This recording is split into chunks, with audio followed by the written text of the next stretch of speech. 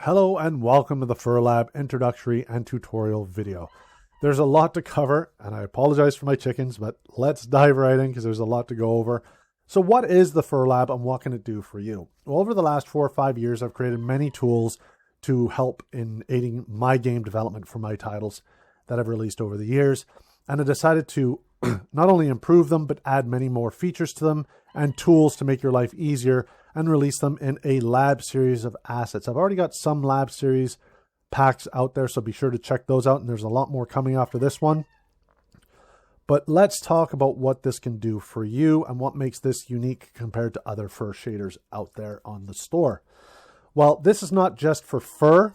I know it says the Fur Lab on the tin, but allows you to create fur like you see here on Toshi, which has a very cool short fur shell shader, as well as another shader, which is called a short fuzz, or what you would use on clothing or that kind of thing, as well as a professional shader, which also has better lighting effects, as well as hair fins and a bunch of other cool features. And we're going to be going over that quickly as we dive into this asset. So I wanted to make a product that didn't skimp on quality, but gave it to you at a fraction of the cost of some of the other awesome fur products out there. I just wanted to give you so many more tools, better bang for your buck, and make it more accessible to the indie dev.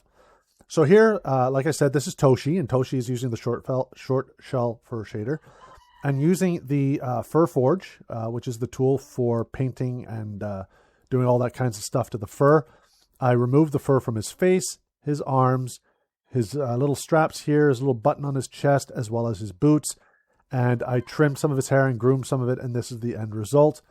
And I'm pretty happy with it. It looks pretty cool. He's pretty cute. Have him running around will be awesome in your game. Next up here is the short fur shell shader again, with a few tweaks and color tints to give it this look.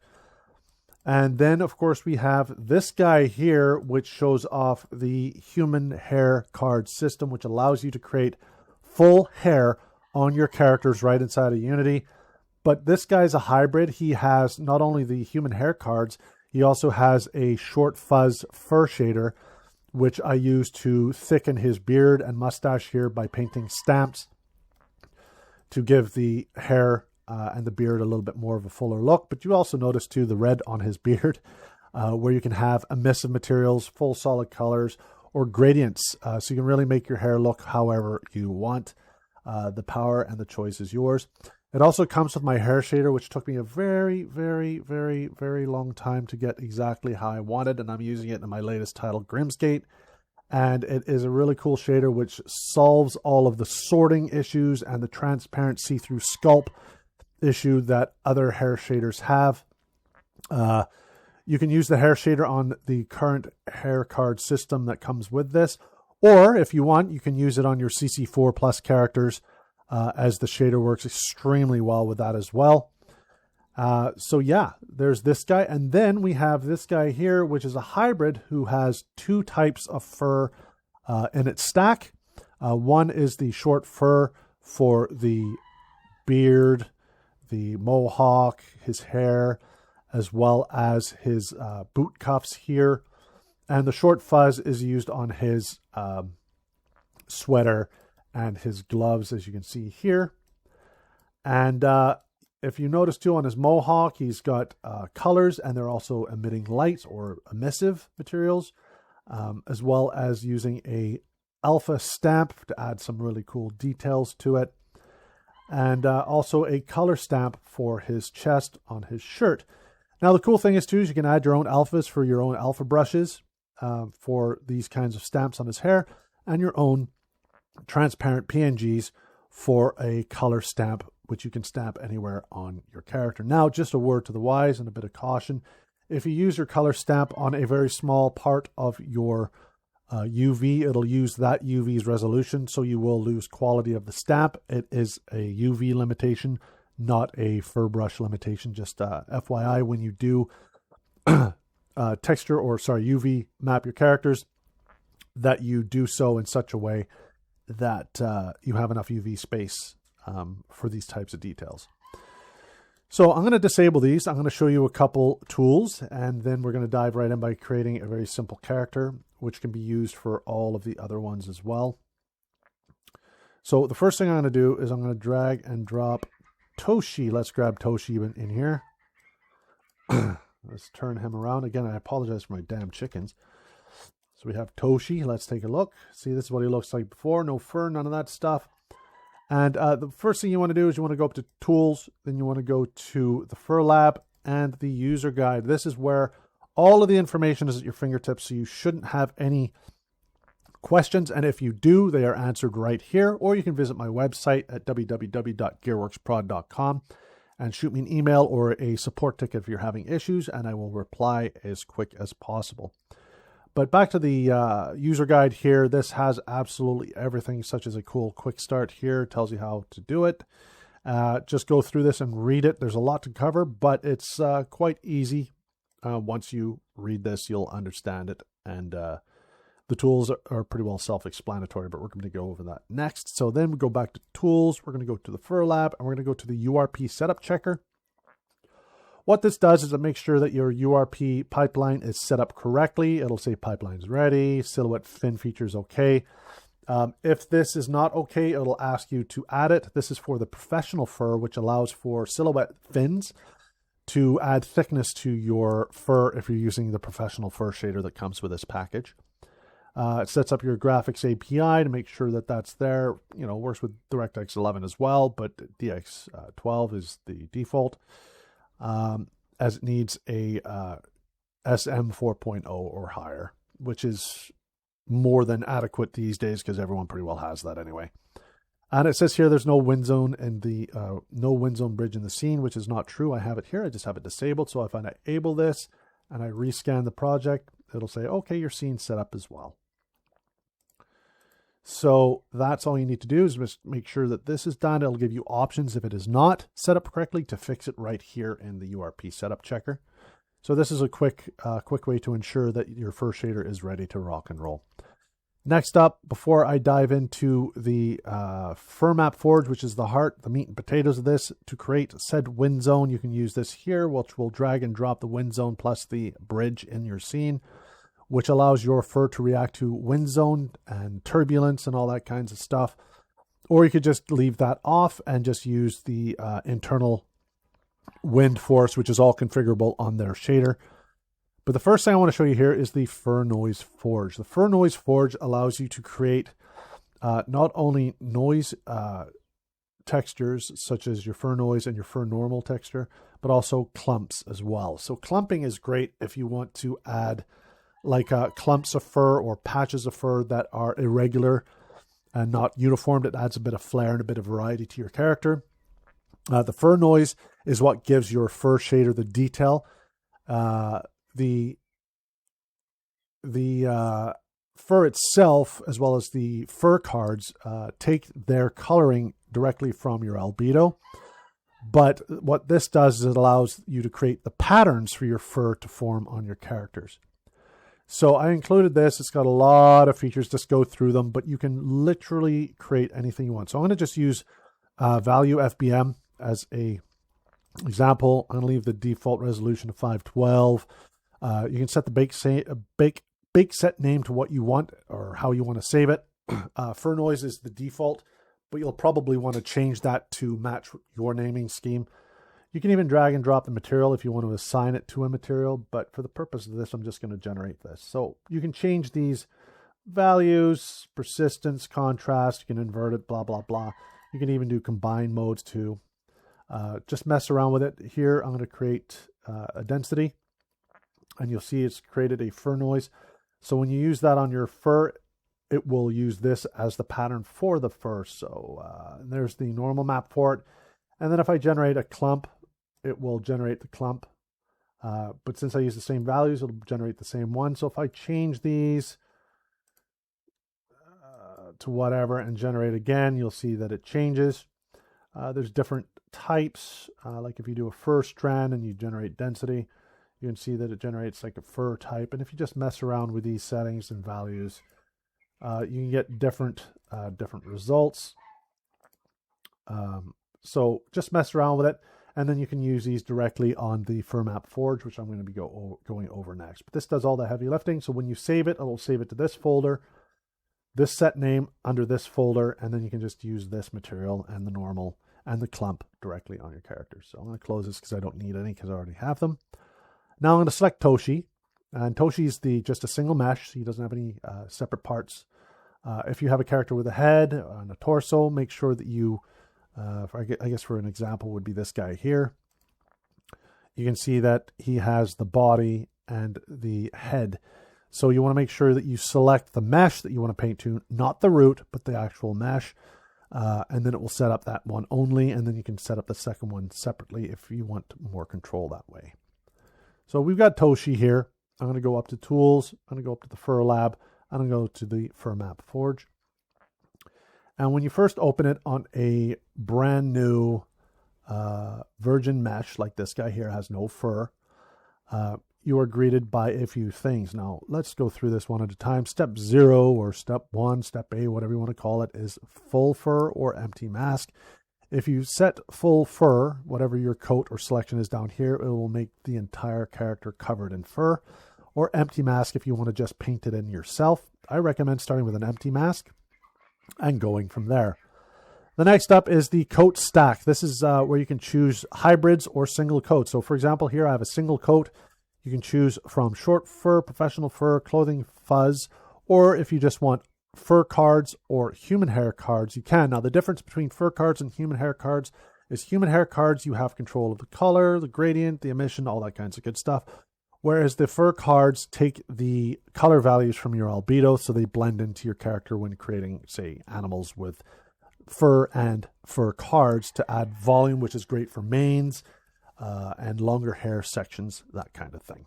Or if you just want to create a character using fur cards, you can do that as well and not use the fur at all. It's totally up to you.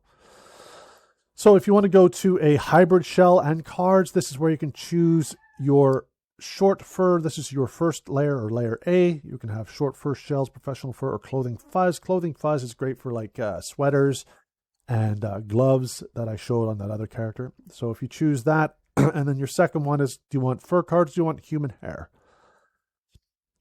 So for example, on the human bust, I chose the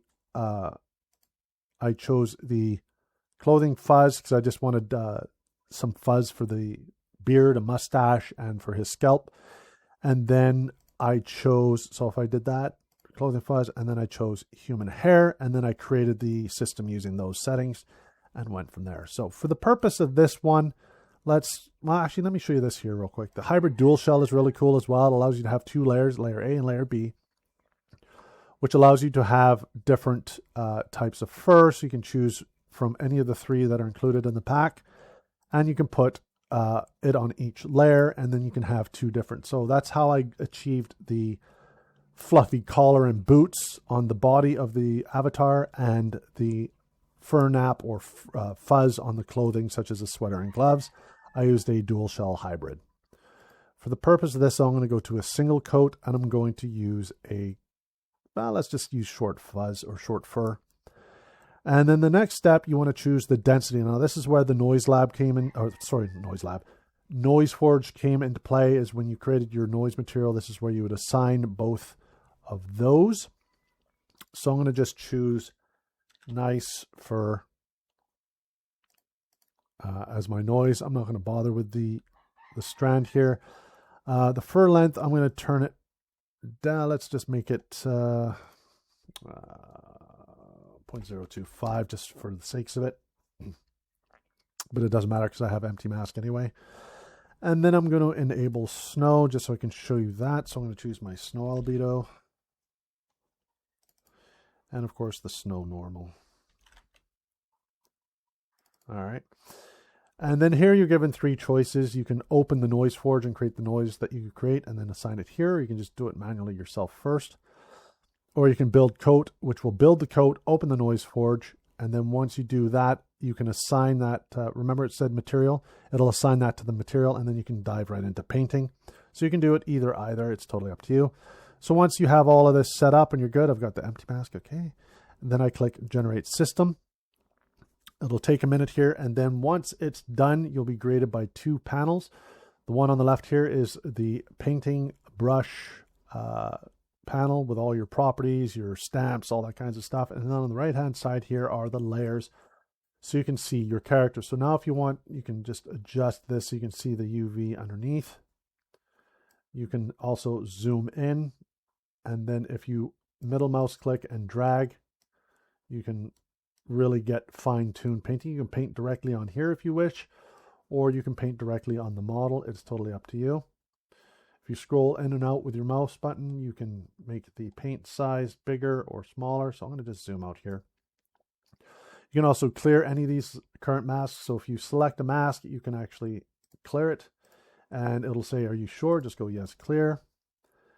And then here you have your snow, your wet, occlusion if you want to make the roots darker, or you can just use the global slider on the material itself if you want to overall do it. But here you have the choice to paint it only in specific parts. Thickness to make the fur thicker. And then of course you have the color RGB, which allows you to paint tints on the fur. So now that that's out of the way, let's talk about this. Now, if you have more than one shell, you'll have a layer selector. Here it just says short fur mode. But if I had fuzz, it would have short fur and then fuzz, and then you click each one and it will show the corresponding tools for that particular layer, whether it's hair cards or fur. So I've got snow enabled because I added that in the forge setup. And then here you have comb, length, snow, wet, basically everything that I talked about over here. And then you have paint, grow, cut, erase, and restore. Restore basically just straightens everything out. Erase just wipes it off of the object wherever you paint. So it's an eraser, right? To paint fur onto that object, you have to make sure that mask is selected and then paint is selected, and then you'll be able to paint. Down here, you have your brush size, your strength, and fall off. And you can adjust that in here while you're painting as well. And I'll go over those controls in a moment. And then your alpha stamps. Now, the cool thing about alpha stamps is you can create your own. Just drag and drop them into the corresponding folder, and you can apply your own stamps. You can also rotate the stamps using this slider here, or also inside of the window here when we start painting. Now, global fur length, you can set the global fur length. I'm going to set this to 0.025 because I don't want it too long. Down here you have scene view, which allows you to paint in the scene. If you turn this off, you can't paint in the scene. You have to use the maps. Or you can turn that on, you can paint in the scene. You can lock it if you want. I recommend just don't bother locking it, but you can if you want to just focus on this. Live paint updates as you paint, or will, if this is off, will update every time you mouse up. I just recommend leaving it on live. And then wind, if you turn that on, it allows you to see the wind affecting the fur and the editor, but it's not going to be running smooth because it's not updated. The editor's not updated as frequently as gameplay when you enter gameplay is, if that makes sense. If you click the RGB map button here, that'll open up this map paint window here. By default, it's open, but if it's disabled or shut off or not open for some reason, you can click this and it'll open it. Here you can choose the set name. So right now it's fur map _ set. You can choose what you want to call this, like Toshi or whatever, as well as the map resolution, and then the bake coat, which bakes everything that you do here down into textures and automatically applies it to the material, and the material directly to the character that you're painting. So you don't have to do anything. It takes the values and everything that you set up here and applies it onto the character after you've baked it. And you have to bake it for it to lock it in to work in gameplay. If you do not bake, it is a live preview only. So if you close Unity and you reopen it, it'll disappear. So you want to make sure that you bake your coats, and you can overwrite bakes. So it's non-destructive, but you can overwrite bakes. You can load bakes, that kind of thing. And it's all automatic too. So let's paint some fur on his head here by making sure mask is selected, because that's where the fur belongs and where it lives, and paint. Now in this window, I'm going to go to the back here just because it's a bigger space. You can see where your brush is projected onto the mesh. If you hold down Control and you left click and drag and move up and down on the mouse, you can set the size. If you hold down Control, the cursor won't move, it'll lock it in place. See? And then if you right click while holding Control, you can adjust the fall off. And then if you hold Control and Shift and left click and drag, it rotates. So you can't see it there. So let me choose this. and you can see that it rotates the alpha. So for the purpose of this, let me use a stamp because I think it's pretty cool. Let me make the brush really big, and I'm just going to rotate it like a diamond. And I'm going to just stamp it right there. So left click once, and you can see that it's done that. But if you notice that it's not perfectly wrapped around, that's because it's a curved surface. So if you want to do that, I'm going to undo that. You can just come over here and you can stamp it directly onto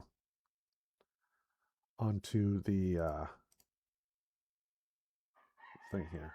So you have control of however you want to paint it. All right, but you can see that it has the pattern now. So if you choose to adjust the fur length, you can see how the noise affects how the fur looks. And that's why you can do so many cool things with the Fur Lab. But let's not stop there. Let's take a look at occlusion. Occlusion, like I said, will allow you to darken the roots. So let's make this smaller and the fall off less as well. So if I paint the occlusion, you can see that it makes everything darker in that area. And then if you add like snow that we added before, and you set the fall off, let's make the strength so it's not so bright or strong. You can paint snow directly onto the fur. And then again, if you want to have wet fur, what this does is it makes the fur lay down. It removes any shine that the fur may have, and it adds a shine or moisture to it. So if I amp this up to make a max strength, you'll see that the hair gets really flat and shiny. All right, and it works better on cards that have, fur that has not solid color textures like this, but actual fur as their base albedo. But just so you know, and you can erase any of these layers you want. And the cool thing is too, is it's non-destructive, so I can't erase this unless I'm actually on like the snow layer or the occlusion layer. So I can't accidentally delete or erase things. So everything works on layers, which is awesome. So if you go to RGB, you can, this is a lot of fun too. So if you go to RGB, let's choose this stamp because it's a splatter. Let's make it red. And then what we're going to do is I'm going to stamp this guy right here. Just to make sure it's on paint and it's on RGB. I'm going to paint that right there. And you can see, let me undo that. I'm going to click a couple times to make it really bright. And then here you can choose the tint or the glow, so you can choose how much it emits light. So you can choose any color you want. And then it will emit light on those. So it's pretty powerful. So those are the basics for those. Now let's talk about growing and cutting. So if you go back to the mask, because that's where it belongs, you can grow the hair. So here, if I grow this, oops, choose a different brush. If I grow this area here, you'll see that the hair grows. And again, adjust it so your strength right now is 1, so it's going to max it out. So if you choose a lower strength, it won't be so quick. And then of course you have cut, which will do the same thing, but in reverse. So instead of growing, it'll cut it. And then of course, erase will just erase the fur. Let me paint that back, and you can see the fur's out of control here. So let me cut this down. All right, so cut the fur. Let's grow it a little bit more. Whoops.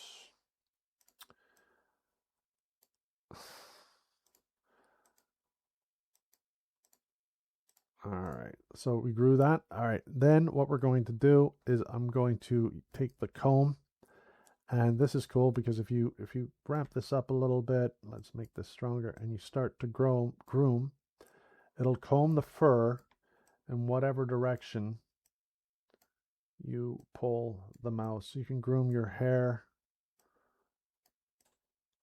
that kind of thing, any direction you need.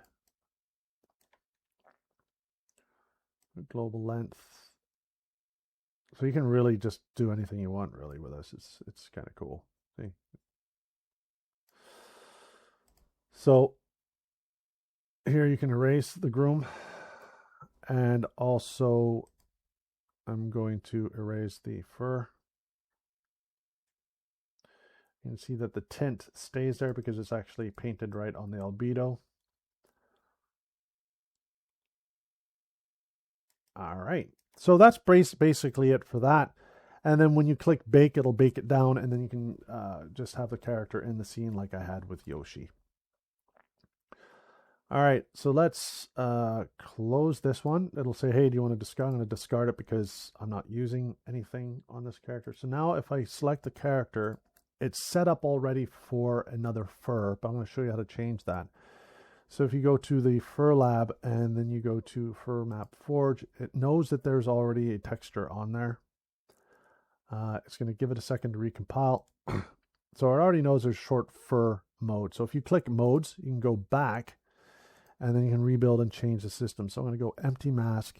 I'm going to use a dual hybrid. Now I'm going to show you the hair, human hair. And I'm going to choose human hair cards.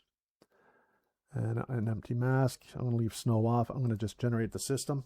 It will reconfigure the character. All right, this is where it looks a little bit different now that we have the hybrid, which is the short fur, and the human hair. We've already covered this. So let's go to the human hair tab here. And here you'll be greeted with a bunch of different tools such as draw, edit, shape, and groom. The next thing up here is the hair layers. You can add and remove layers. So for example, layer 1 might be ideal for the base layout of your hair, then the second layer and the third layer, and the fourth layer might be for the front of the head or the brow, that kind of thing. Here you can choose the color of your hair that you want. I've chosen blue for the purpose of this tutorial. Here you can choose a root gradient. So let's actually be a little creative. So let's choose, let's make this one go to red. Sure, why not? Let's get a little creative. And we'll just leave purple in the middle. Good enough. All right, so that's going to use that custom color. You have the alpha cutoff. 0.32 is typically good, but you can adjust this later on. So don't worry about that. This is your roughness and your fake SS and smoothness and stuff for your hair. I recommend turning this off and just adjusting it in the material itself to get the desired look. Calm hair look basically just resets this stuff here. All right, so I would just recommend just leaving this as default. 0.3 or 0.35 is fine.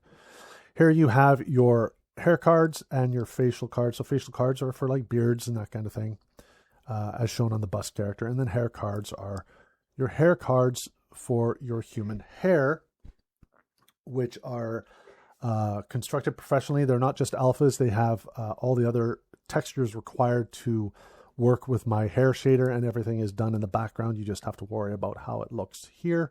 And then when you bake your coat, it will bake in all the details and all that kinds of good stuff to give you that high quality human hair that you want. This is for your splines when you're placing hair and that kind of thing. By default, I just recommend leaving this as it is. If you want solo selected, you can do that, allowing you to select each solo strand without accidentally selecting other strands. So just mess around with this to get a full feel for it. You can show and hide all gizmos on your hair as well. The hair guide holes are really cool. It comes with a bunch, but you can actually create your own models just as long as they're closed. There's no open space in your holes. So for example, here, if I create a sculpt filler, what it does is it creates this in the scene is basically a sphere, and you can scale, position, rotate, whatever, all of these, however you need. So for example, if you want the hair on the scalp or the brow line, sorry, of the scalp to stick up, you can create it there. And then when you start placing hair, you'll see that the brush will start to follow that hole. So they're very easy. And you can, like I said, add and create your own if you so choose. But it does come with a few, the sculpt filler, the ponytail, hair bun, that kind of thing. And then you have a couple different tabs here. You have your draw and paint, using that specifically for your beards and mustaches, that kind of thing. Here you have width segments. Right now it's 0, which is basically a quad. You can choose folded if you so choose. If it doesn't change here, don't worry about it. It's locked for your safety. When you go to edit the shape, you can change it and set it there as well. So just start off with flat, but I'm going to choose a width segment of 1. And what that means is there's 1 on the left and 1 on the right with a line down the middle to allow it. So it's basically 2. Okay. So I'm going to leave it as 1 for now. Root berry is the how much the very first point buries the root into the scalp. If you set this to 0, it'll be flat. If you set it to 0.02 like it is now, it'll be 0.02 inside of the mesh surface. So it looks like it's rooted. Here, new spline. You have to create a new spline every time you want to create a new card, because if you just keep clicking, it will just connect it to the last spline. So you want to make sure that you create a new spline. Extrude, if you have auto extrude turned off, you can just draw the splines and then you can go extrude layer splines and it will do it for you. I just recommend leaving it to auto, so as you paint, it will draw. If you click clear layer splines, anything that's on your layer, which we set up here, anything on layer 1 will be deleted. So if you select the different layer, like layer 2, if I click that, it'll delete everything that I placed on layer 2. You can also delete individual splines in the edit as well. So we'll be going over that in a moment.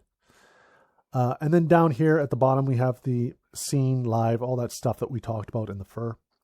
The only difference here with the bake coat is you can choose the set name, just like you did before. You choose the resolution of the fur, and then you choose the resolution of the hair atlas. So typically, 1024, 2048, that's good. And then here you have hair bake output, and what the choices are is skinned and static mesh. Skinned mesh and static mesh all move with the player, but the difference is the skinned mesh actually paints the weights to the hair and moves with the player that way. Whereas if you choose static mesh, it allows you to export or bake as a hair prefab. So if you create a very nice hair wig and you want to share it on a different character, you bake it as a prefab, then you can drag and drop that prefab onto that other player or other character, scale and position it, and then parent it to, say, the neck top or the head joint bone on your character, so that way that hair follows that character's animations and movement. But for the purpose of this, I'm just going to leave it as skinned, even though this is not really a skinned mesh, it's just a model. But it still does bind to it in such a manner.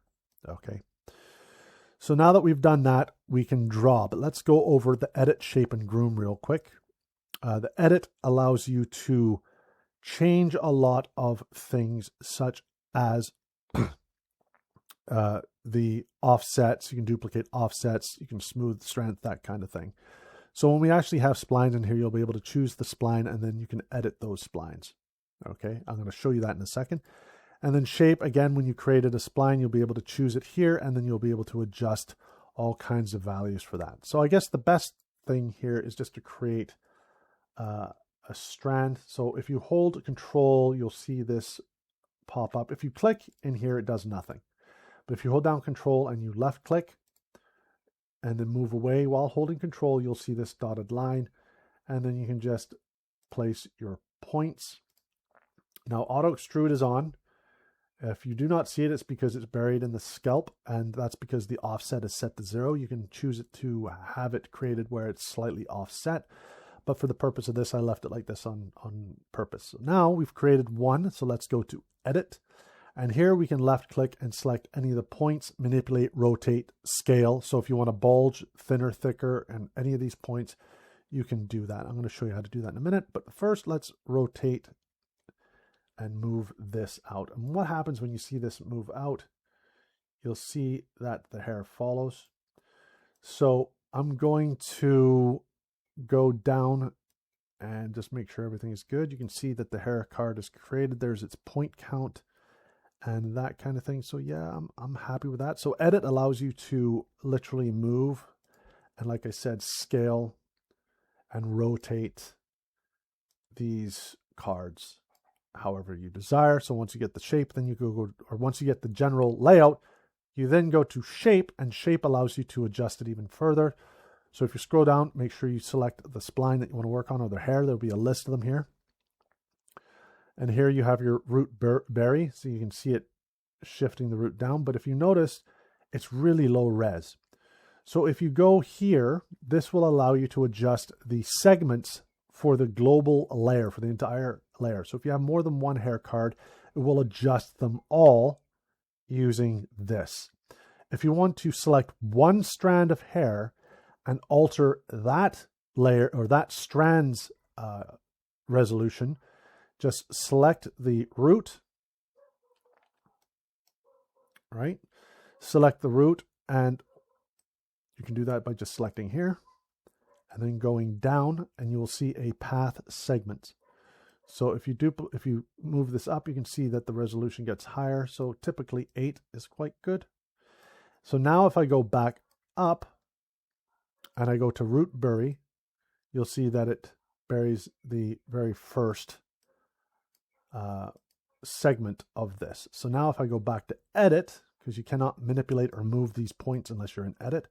So if I move edit now, it will be exactly how I want it to be. So go back to shape, and here we can choose a ton of things, such as the width of the hair card. You can choose the curve.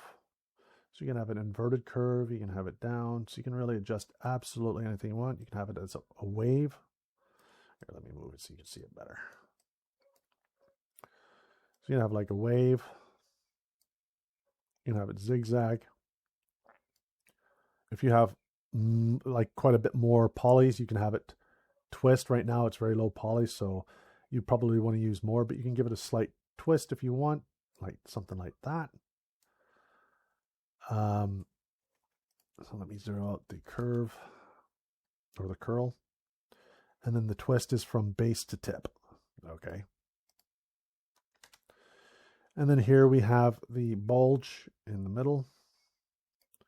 You can have the tip taper, but if the taper isn't enough, you can do the tip flare, which will make it flare out. And then you can adjust all kinds of things to get all the desired results. So you don't have to rely on how the hair card looks. You can actually get a totally different look out of it if you want. So right here, fold doesn't work because I don't actually have multiple width segments. So if I wanted to fold down the center line, down left, down right, you can do that as well. I'll show you that momentarily. So here, if we have layer width segments, it's set to 1. So if I set this to 2 and choose it to folded, then I go to the fold. It's hard to see, but you can see how it folds the hair card. So you can have it as little or as much or inverted, however you want. You're in full control of that. Okay. And then what else? You can clear the splines on the entire layer by clicking this. It'll delete everything that's on the layer that we set before, which is up here. Layer 2 I don't have, so yeah, you sure want to delete that? Yep. So now that we have this, we're good. But the cool thing is too, is you can actually, if you select the hair that you want and then you choose a different card, you can actually change it to whatever you want it to be. So if you accidentally painted the wrong card for that strand, you can change it this way. So yeah, that's pretty well it. What else do I want to show you? Let me think. Oh yeah, this one's pretty cool. So if you choose the card that you want here and you scroll on down, you have this thing here. It's called a fan count. So if you have 0, which is the mother only, and you want 2 children or 4 children, which is 2 children is 1 left, 1 right. So 1 left of it and 1 to the right of it, or 4, which is 2 to the left, 2 to the right, and so on and so forth. So let's, for the sake of this, do 2. And you can see that it's created additional cards, exactly the same. It's duplicated them. You can then set the fan spacing and it will follow the rotation. Now, if it starts to do what it's doing now, don't worry about it, because when you commit, it will fix this glitch. It's just right now it's trying to update it in real time. So say that's good enough. Like if I commit, it will add those 2 there.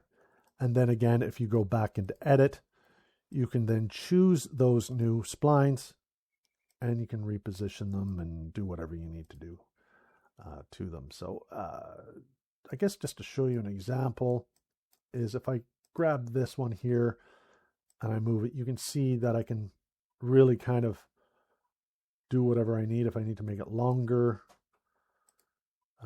or some weird shape, I can do that. The power of creation is totally up to you. And again, the cool thing too is if you select the root, you can change the card's end result. So let's choose a different one here. Yeah, pretty cool, right? But yeah, there you go. That is the Fur Lab in a nutshell. So get creating, be creative. The only limitation is your imagination. You've got the tools. So go ahead, have some fun. Please share with me. I'd love to see what you come up with. And this will be updated later on with additional content and some tweaks and changes or bug fixes if some creep up. It's pretty well where it needs to be right now, but it doesn't mean that there's something that I might have missed that might pop up. So if you do find a bug, please visit my website at www.gearworksprod.com. That's GEARWORXPROD.com, and submit a support ticket, excuse my French, and I will gladly look at it and fix it and get out a patch as soon as possible. Anyway, thanks a lot for watching, and thanks a lot for checking out the Fur Lab, and be on the lookout for more assets in the Lab Assets series coming very soon. Thanks. Take care. Bye-bye.